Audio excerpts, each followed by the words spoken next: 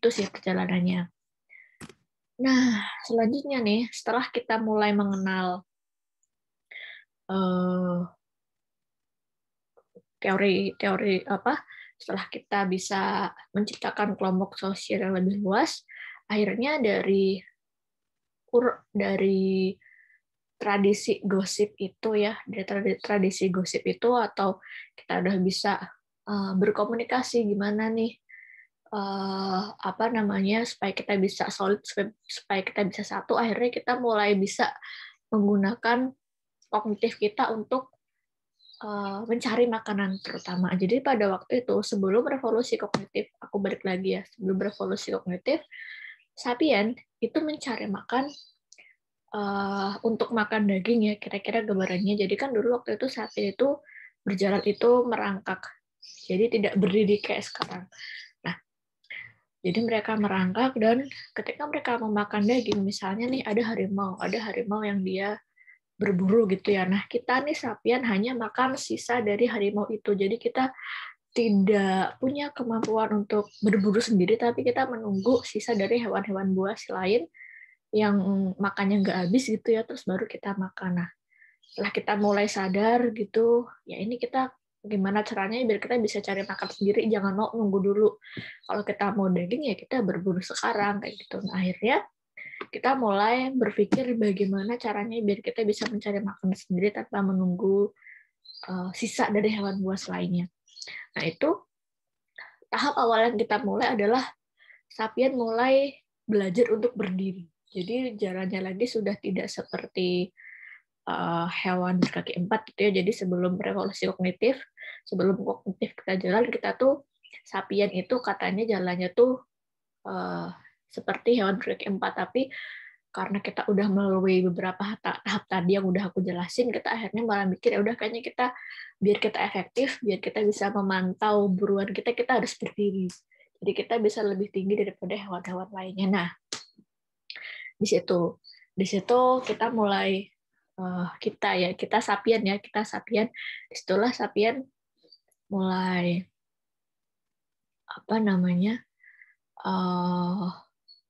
mulai nih berburu makanan sendiri tanpa menunggu hewan-hewan lain. Dan di situ kita juga sudah mulai menaklukkan hewan-hewan buas. Jadi karena di situ kita sudah mulai kita udah pikir oke, kita berdiri terus kita bisa mengambil hewan buas sendiri tanpa menunggu hewan buas lainnya.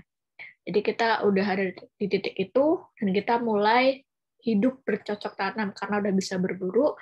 Kita tidak lagi nomaden, sapien tidak lagi nomaden, sapien mulai mengenal nih bercocok tanam.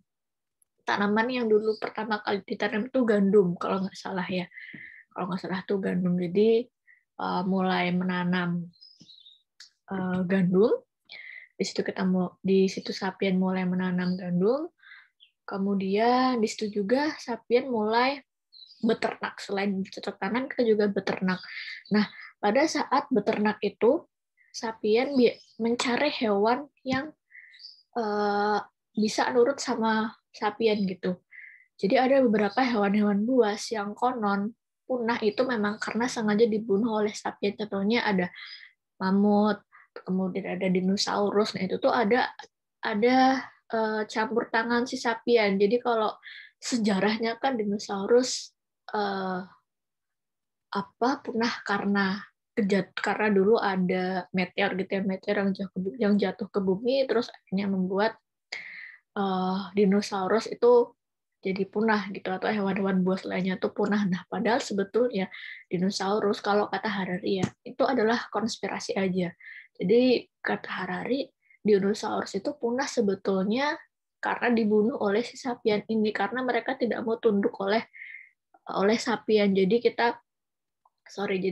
si sapien ini membunuh hewan-hewan buas yang tidak mau tunduk dengan sapien, dan membuatlah cerita-cerita atau mitos-mitos atau ilmu pengetahuan yang supaya dipercaya oleh generasi yang datang bahwa dia itu punah karena tragedi alam. Padahal sebenarnya ya karena, kalau kata Harari itu karena dibunuh oleh si sapien itu. Nah, itu ceritanya. Nah, di situ juga lah akhirnya kita ini sapien, jadi aku pakai kita aja di situlah, jangan pakai sapien aja. Dan jadi di situ sapien mulai berusaha melanggengkan kekuasaan dalam kelompoknya maupun di luar kelompoknya.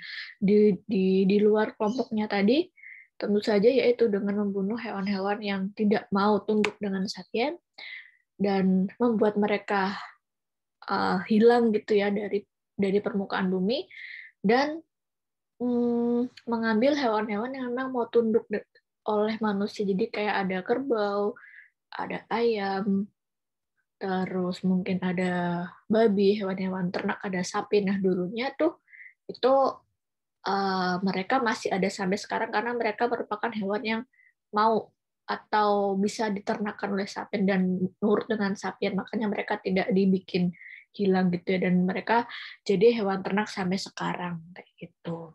Itu jadi ada fakta-fakta yang bisa diambil dari sapien ini. Nah, kalau untuk melanggengkan kekuasaan dalam kelompoknya, selain pandai bergosip, sapien juga pandai membuat kepercayaan atau mitos-mitos tertentu.